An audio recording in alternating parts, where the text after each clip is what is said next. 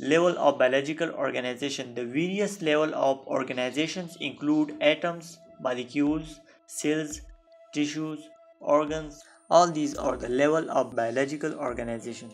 Atoms are the smallest unit of matter that have the chemical properties or particular chemical elements. Molecules, the smallest particles of the substance that reacts all the properties of the substance, and it is composed of one or more atoms. Cellular level is the smallest unit of biological organization that biologist considers alive.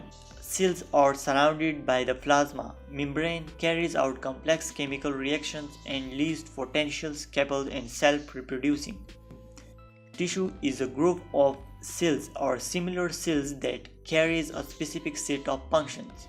Now the fifth is organ level. Organ is a group of tissue organized together and carries on the particular set of functions which perform a specific function. Example of organ in a human is stomach, liver, lungs, etc. The sixth level is organ system level.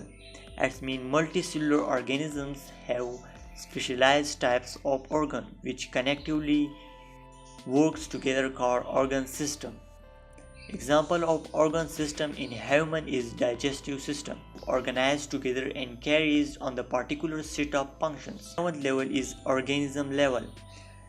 Organisms is that level of biological organization that has its own destiny, extends, is a complex self-reproducing unit.